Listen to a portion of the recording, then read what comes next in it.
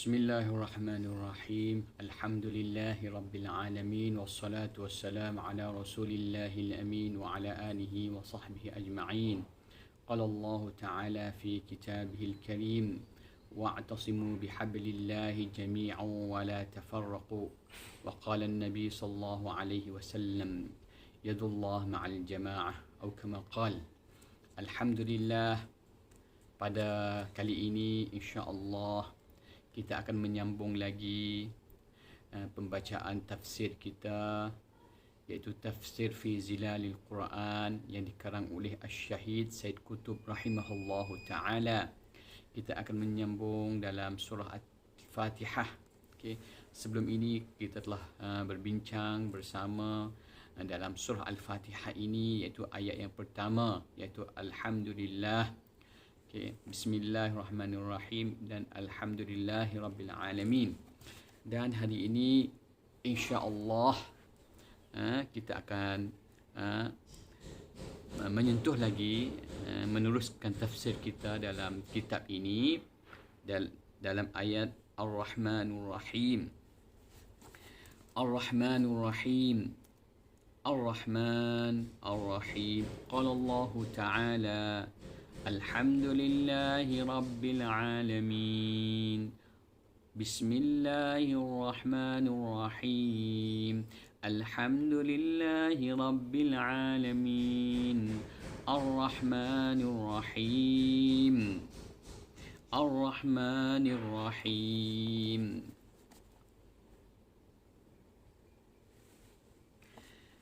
Apa maksud Ar-Rahmanur Rahim? Iaitu yang Maha Penyayang dan Maha Pengasih.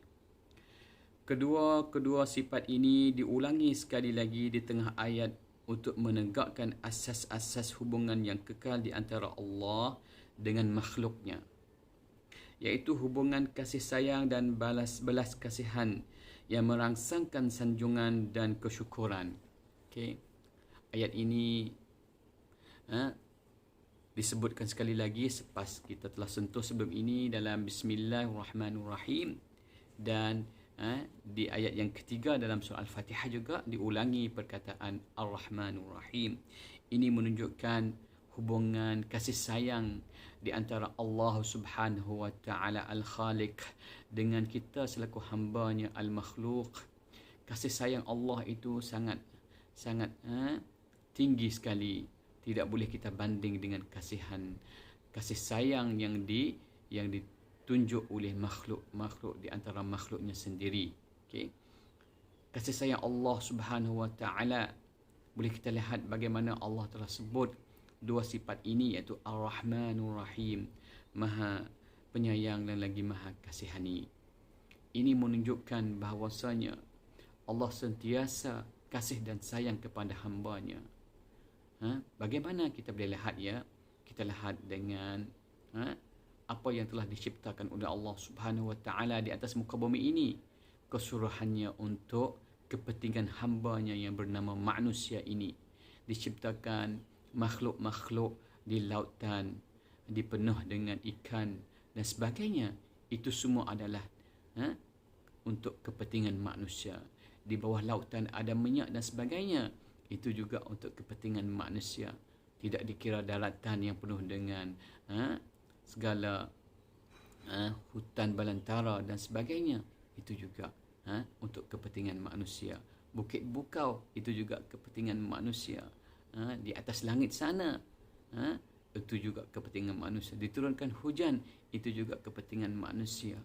Dan juga kasih sayang Allah akan membalaskan hamba-hambanya di akhirat nanti dengan syurganya. Itu juga petanda kasih sayang Allah yang amat yang tidak ternilai harganya. Maka dengan dua sifat inilah membuktikan kita bahawasanya Allah sentiasa kasih dan sayang kepada hamba-Nya. Tuhan di dalam Islam tidak memusuhi hamba-Nya seperti yang dilakukan oleh Tuhan dalam dongeng Greek dan sebagainya. Okay. Tuhan di dalam agama Islam, iaitu Allah itu sendiri, tidak sama sekali seperti Tuhan yang diciptakan oleh makhluk itu sendiri, yang dicerita oleh cerita dongeng-dongeng di dalam agama-agama yang lain. Okay. Inilah petanda bahawasanya Tuhan iaitu Allah Subhanahu Wa Taala Maha kasih sayang kepada hamba-Nya. Seterusnya, Maliki Yaumiddin, Tuhan yang menguasai hari pembalasan. Okey. Kita kena ingat ya, apabila kita membaca ayat Maliki Yaumiddin, kita kena ingat, sentiasa ingat bahawa di sana, okey, di sana iaitu dilepas kematian kita nanti ada satu balasan yang baik akan dibalas dengan kebaikan iaitu syurga Allah Subhanahu Wa Taala, yang jahat akan dibalas dengan kejahatan iaitu neraka Allah Subhanahu Wa Taala. Wa na'udzubillahi min dzalik. Allahumma inna nas'aluka ridhaka wal jannah wa na'udzubika min sakhatika wan nar. Ya Allah, kami minta keridaan Engkau dan syurga Engkau ya Allah.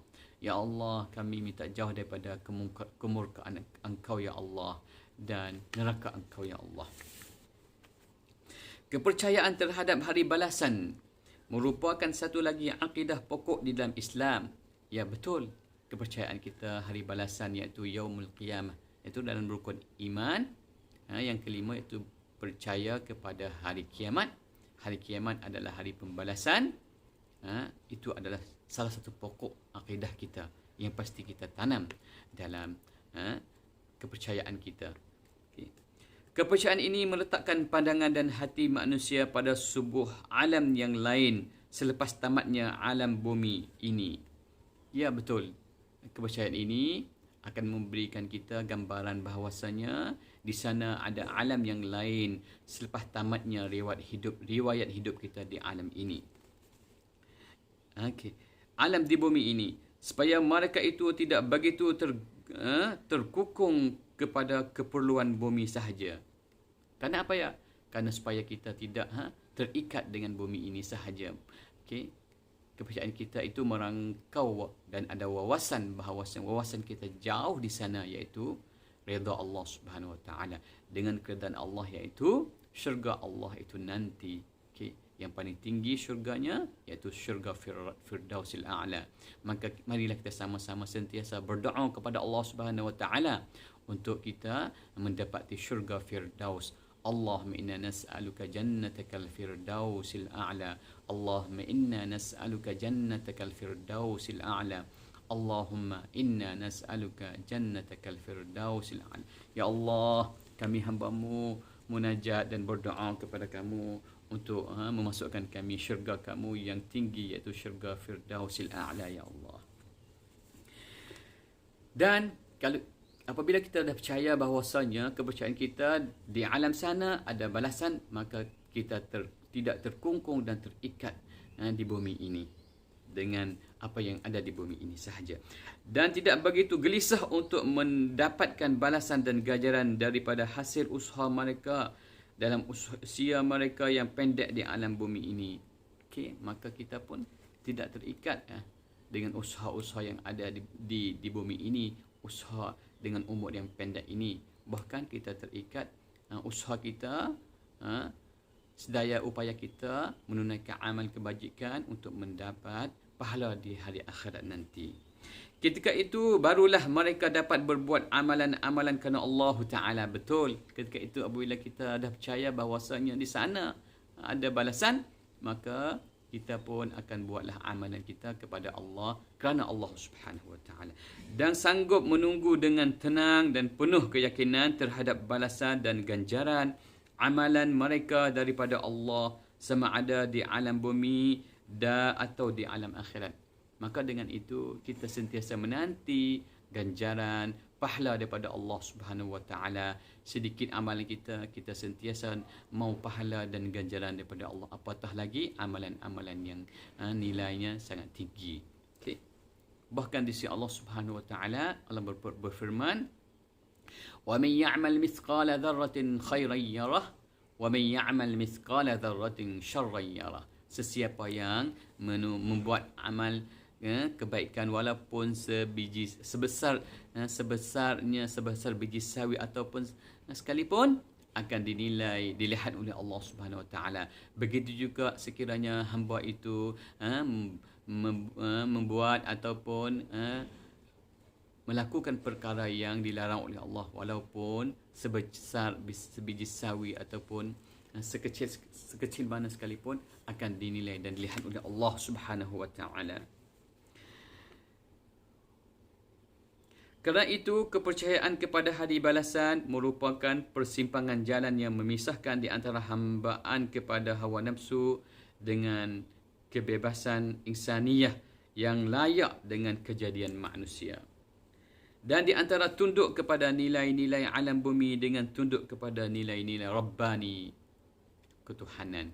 Okay, inilah apabila kita dah ada keyakinan, kepercayaan kita kepada hari kiamat, maka dengan disitulah satu pemisahan yang sangat penting bagi kita, kepercayaan kita dan keyakinan kita kepada Allah Subhanahu wa taala bahawa di sana ada balasan, ada nilai, tidak sama sekali nilai yang ada di dunia ini dengan nilai yang akan dibagi oleh Allah Subhanahu wa taala, iaitu nilai rabbaniyah yang akan dibagi balasannya kepada hamba-hamba yang taat kepadanya. Okey. Kehidupan manusia tidak akan bergerak lurus di atas jalan Allah selagi kepercayaan kepada hari balasan tidak wujud. Ya, betul. Di dalam pemikiran mereka, selagi hati mereka tidak yakin bahawa ganjaran dan balasan di alam bumi ini bukanlah ganjaran yang terakhir, dan sekali lagi, selagi mereka tidak percaya bahawa di sana ada sebuah alam hidup akhirat yang patut mereka berjuang dan berusaha kerananya. Okay, begitulah bagi mereka yang tidak ada kepercayaan pada hari balasan, maka mereka pun tidak ada dorongan ataupun tindakan untuk melaksanakan yang terbaik. Kerana apa ya? Kerana tidak ada wawasan yang mereka hendak tercapai. Okay. Impian yang mereka hendak tercapai. Impian kita iaitu impian yang sangat tinggi, iaitu keridaan Allah Subhanahu wa taala dan syurganya. Orang yang beriman kepada alam akhirat dan orang yang ingkar kepada alam akhirat tidak mempunyai titik-titik persamaan. Betul? Orang kafir dan orang Islam tidak sama sekali. Tidak sama sekali itu pemikiran mereka, watak mereka, kepercayaan mereka, tindak tanduk mereka tidak sama sekali. Jauh perbezaan bagi orang kafir dan orang Islam dengan orang Islam. Sebab itu Allah sentiasa memberi peringatan bahawa kita sentiasa berawasi dan sentiasa jaga-jaga tentang kejahatan orang kafir, kerana mereka tidak ada nilai murni, nilai kebaikan langsung. Kenapa? Kerana kehidupan mereka hanya sementara di alam ini. Kepercayaan mereka tidak ada balasan, tidak ada nilai yang baik untuk dibalas di hari akhirat. Kerana itulah apabila kita lihat orang kafir, kehidupan mereka tidak lebih jauh daripada kehidupan binatang-binatang yang buas di sana. Sebab itulah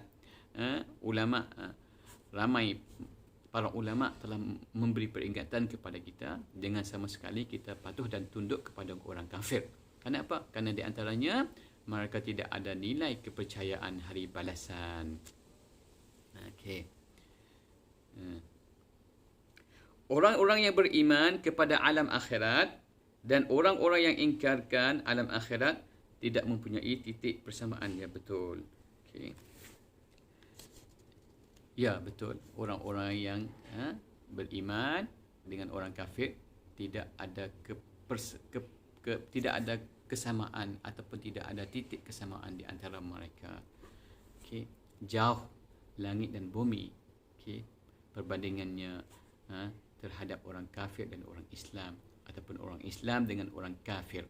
Sebab itulah boleh kita buat kesimpulan bahawasanya kepercayaan pada hari akhirat satu batasan yang boleh mendorongkan kita untuk kita sentiasa buat amalan-amalan yang terbaik di sisi Allah Subhanahu wa taala, yang mana amalan itu amalan yang diridai oleh Allah Subhanahu wa taala. Dan kita sentiasa menjauhi segala amalan-amalan yang syirik dan kufur dan amalan yang dimurkai oleh Allah Subhanahu wa taala. Mudah-mudahan dengan amalan ini, iaitu amalan kebaikan, akan dapat rahmat daripada Allah Subhanahu wa taala, dan menjauhkan daripada amalan jahat itu juga akan mendapat rahmat daripada Allah Subhanahu wa taala. Dengan rahmat inilah kita akan dapat keredaan Allah Subhanahu wa taala dan syurganya nanti itulah sikit sebanyak untuk tafsir kita pada hari ini. Wabillahi taufiq wal hidayah. Wassalamualaikum warahmatullahi taala wabarakatuh.